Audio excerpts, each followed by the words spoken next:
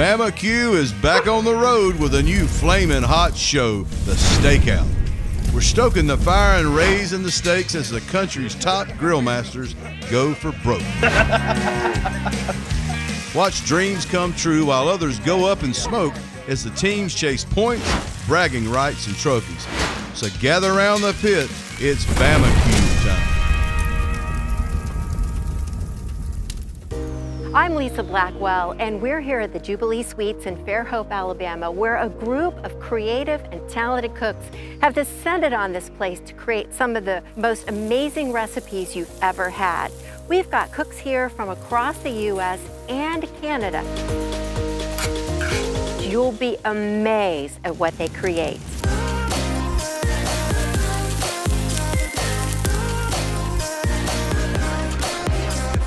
Hi everybody, it's Misty Bancaro, Seattle Butcher's Wife. Today we are going to do a really fun rustic sloppy joe on the grill. On this Napoleon grill, we are going to put a combination of ground beef and some classic Italian sausage, and that's going to give it just a little bit of a twist. It's very simple to do though. Basically, we've got the ground meats. We're going to add some tomatoes. We're going to do the onions and make sure we have that delicious sauteed onion vibe. We're going to do a little bit of vinegar and some spices and some ketchup, of course, with a little bit of brown sugar to really bring it together. And we are going to serve this on a small slider bun as kind of an appetizer. I am so excited to get started on this dish. And then we're going to saute the onions a little bit. Next, I have the Italian sausage. Now we're going to add just almost a pound of ground beef. We have cooked, browned the Italian sausage as well as the ground beef. I'm going to be adding some tomato. So I'm going to do a little bit of the diced tomato and a little bit of tomato sauce. We're going to season it up with a little salt, pepper, garlic, and get the flavor going. We're going to add some of this classic rustic ketchup. We're going to do a little vinegar and a little brown sugar, and we are set to go. And actually the sauce sets nicely once it cools down. So it looks a little wet right now. Once it cools down, it's going to set. So it'll have a level of thickness that will be perfect for your sloppy joe rustic sliders.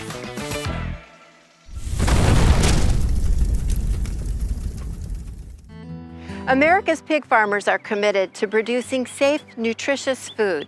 It's their most important responsibility.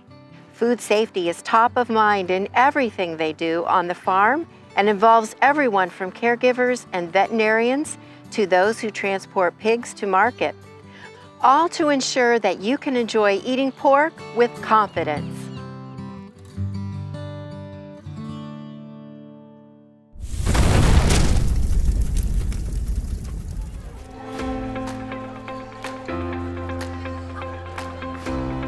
These bacon wrap chicken lollipops, what we're gonna do, well, what we did was that we trimmed these up. We Frenched all the bones. There's 48 of them in here, so we did a lot of Frenching. But anyway, we trimmed them up, and then we put some olive oil and some rub and mix it all together, and then we wrapped in bacon, and then we seasoned them again. And now what we're gonna do is we got these 2 grills behind us ready to go, and we've got indirect heat set up, so we're gonna put them on one side of the grill, and then we're gonna cook them up from there, rotate them every little bit, crisp up that bacon, and then make sure the internal temp hits the desired temperature that we need to. So let's go. So what we do with the lollipops here is that we actually cut the bottoms of them to make them a little more flat, so that way they stand up better on the grill. And we'll let these go until they reach an internal temp. Now normally chicken, like dark meat and chicken, we're looking at about 175 or so.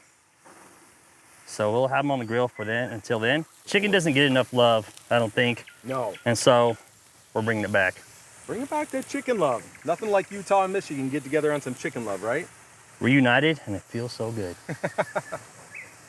That's great, beautiful. As far as actual cook time goes, we're looking at about, I'd say about 30 minutes, especially with how the heat's going. So we're looking at about 165 or so as ideal finish temp, but we may pull them off a little earlier, just that way as the carryover temp sits there, it'll come up to the perfect temperature, so it'll have that right juiciness. So as David had talked about earlier, your chicken doesn't get as much love because people like to say, oh, it's too dry. But when you cook it to the right temp and you pull it off the carryover, you get the perfect temperatures, and it's the perfect meal. Hey, what's up everyone? My name's Nick, I'm with Salt and Fire Barbecue. I'm here at Social Feast 2021 I'm here with Chef Jenny, who has made this beautiful pork loin. We're gonna get on the grill. I'm gonna have Chef Jenny tell you a little bit about this cook. Hi, my name is Jennifer Sebasigari. I am here at Social Feast 2021.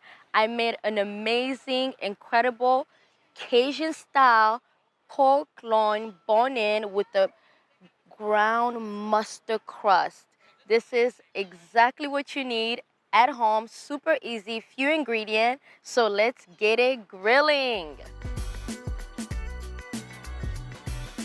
So how long are you gonna cook this for? So this pork loin is gonna cook for an hour and a half to 2 hours, and then we're gonna let it rest for about 30 minutes. So what internal temperature are you looking for with this? So we're looking for 145-ish, around that range. I'm super excited for this pork. It's so flavorful, it's beautiful. It's a big meat, so this can feed about 10 to 12 people. So I'm super, super duper excited that Nick partnered up with me to make this beautiful rub. We French style it, so it's gonna look incredible. I can't wait for you guys to see it and to taste it. All right, guys, let's let it cook now.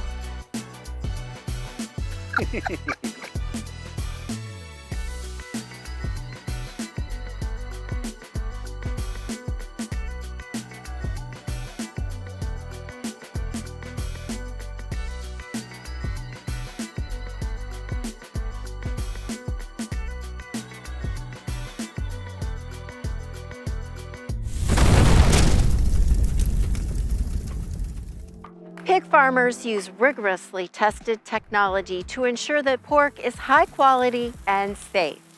But protecting the public doesn't just stop at food safety. Farmers follow methods and protocols to manage all aspects of animal health, which allows them to provide a healthy, nutritious, and sustainable protein to consumers.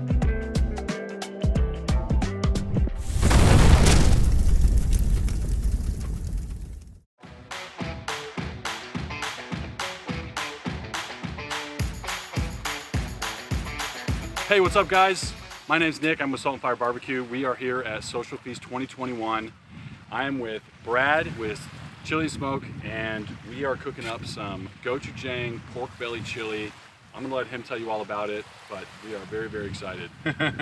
Thanks, buddy. No, I appreciate your help. So, no, we're out here, we're getting ready to cook with the pork belly in this chili con carne that I came up with that uses gochujang. So we're gonna sear off the pork belly right in this Dutch oven, which is this really large grill by Fuego. And we're gonna sear that off, pull it out, get all the aromatics seared off in there too. Then we're gonna be adding beer, gochujang, beef broth, everything back in, and we're gonna let this cook low and slow for a couple hours, and then come back and we'll make some scallion cornbread in a skillet. So we're really excited to share this with everybody, this like big feast that we're gonna have tonight.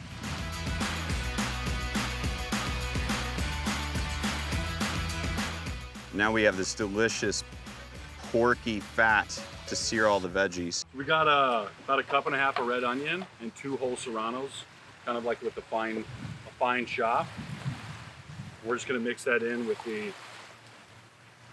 oil and the fat. All right, now I'll add the seasoning. Yeah, I'll use the tongs. I'm gonna start off with some garlic. Now that's cooked down a little bit. Then we're gonna throw in these chopped chipotle and adobo sauce that I chopped a little bit before.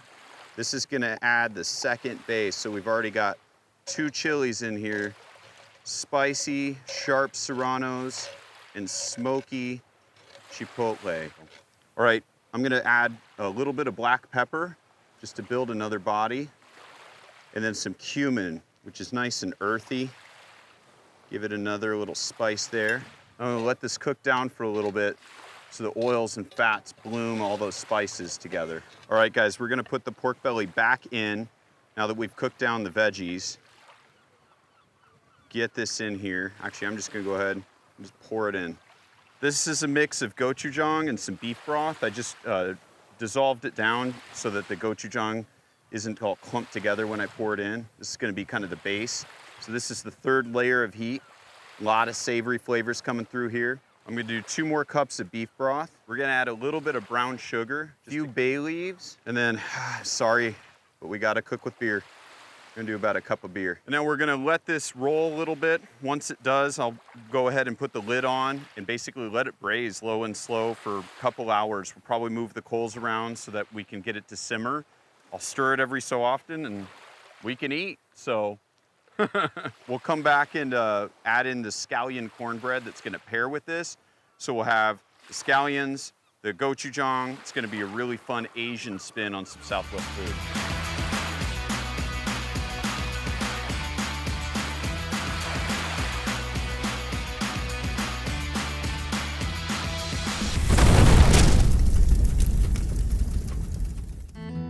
Pig farmers' livelihoods are tied to the air, land, and water, so they know how to protect the planet's natural resources.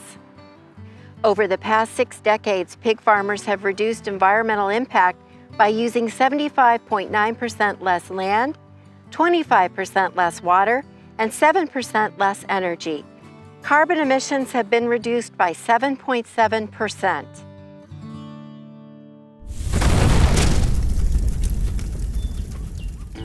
All right, guys. I am here with Jennifer Sabasagari, Scott Thomas, the Grilling Fool. Scott, what we got going on here? We've got a little 30-pound pig, and the flies are really coming down at us, so we're gonna keep waving these off. This is actually something that most people don't do, a whole hog.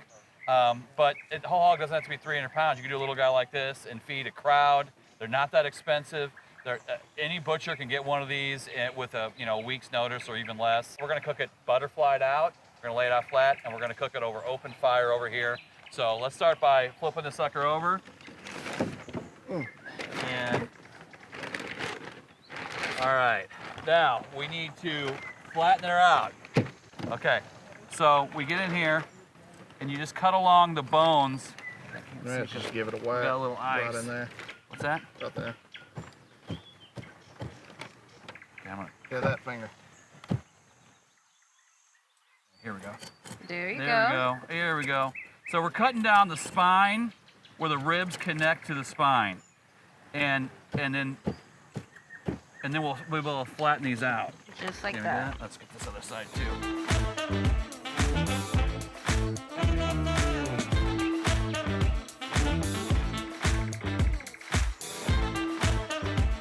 Now we're going to hit it with an injection, and then after that we're going to salt and put a barbecue rub on it. So why don't you go ahead.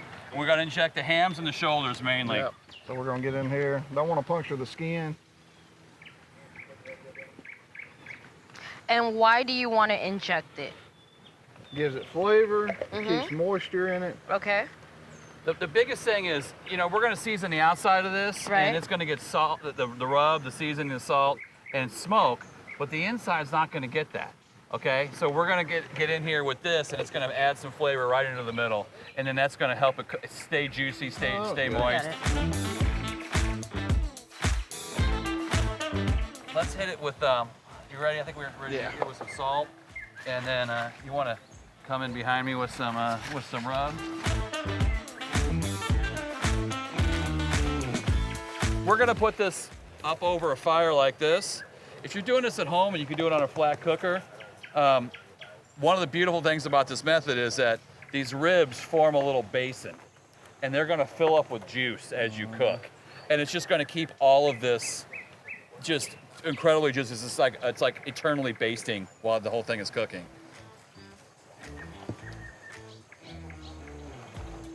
Al, you ready to put this on the rack?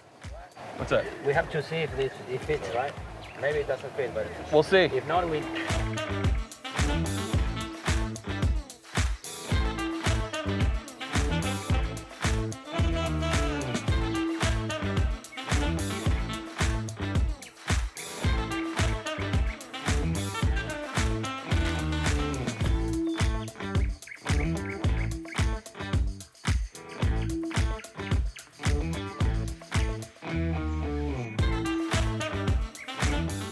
Yeah, baby. Hold on.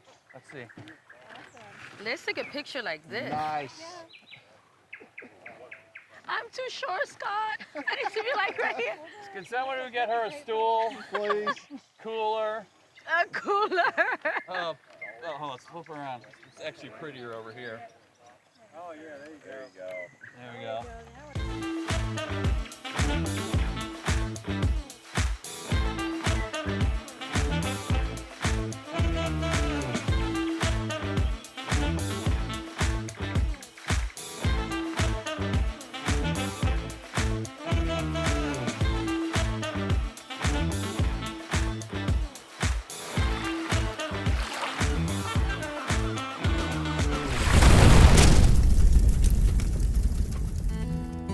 As good neighbors and responsible citizens, pig farmers are dedicated to giving back and making our communities even stronger.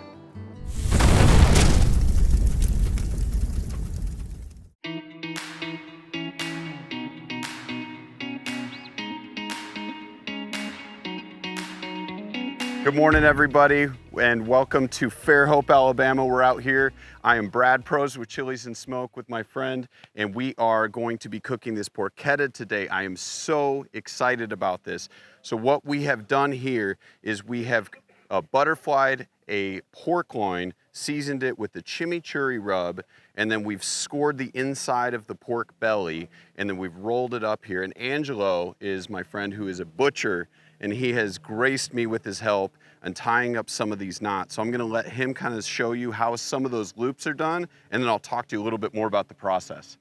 Yep, so we're gonna tie this up. It's a standard butcher's knot. We use it all the time in the trade. It's quick, and it's a slip lock knot, so you can kind of tighten it up, snug it up, and then at the end we snap it and it locks.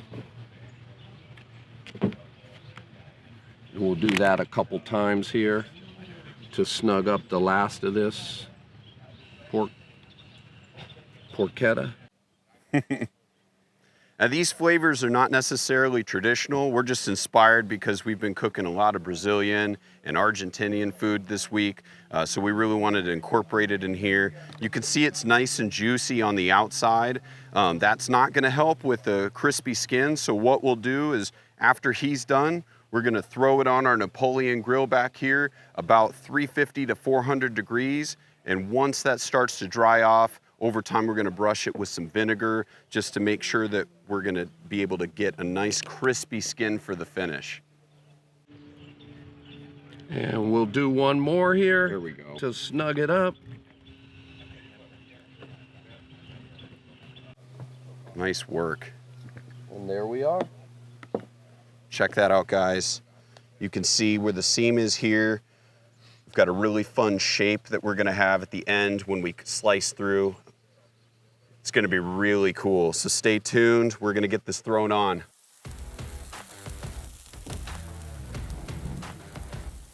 All right, so the porchetta is pretty much done. What we're gonna do is take it off, put it in this roasting pan real quick, carefully. We're going to let it rest for about 15 minutes. And let's go ahead and transfer it over here. What we're gonna do is in 15 minutes, we're gonna pour really hot oil over the outside. Our goal is to crisp it up so that the skin puffs up just like a chicharron skin. So we're gonna just let this hang out. Oil's going right now. We're aiming for about 500 degrees. So come back in a few minutes and we'll see how that goes. All right, guys, the moment of truth. We got the oil boiling here, about 500 degrees plus. We've let this rest. So let's pray that it puffs up the skin. We're gonna go for it. I'm gonna pour this over really slowly.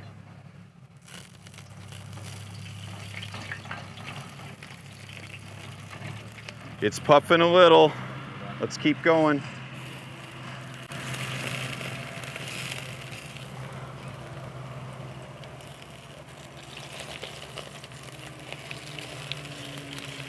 There we go.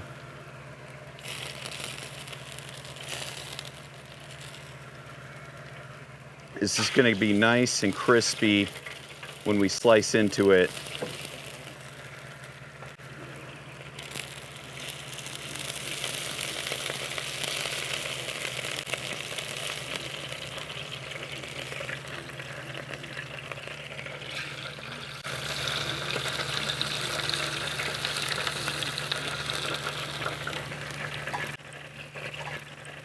All right, so success. We did get some crisp. It puffed up nice.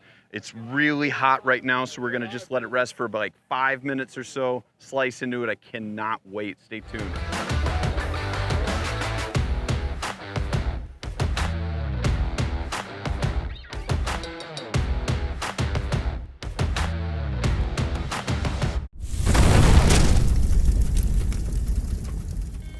Wow, there's so many great ways to grill pork, and the live fire legends are so good at featuring ways you can spice things up and incorporate more pork on your menu. I know I'm definitely going to be trying some of those recipes. We'd like to thank the Missouri Pork Association for their help producing this episode.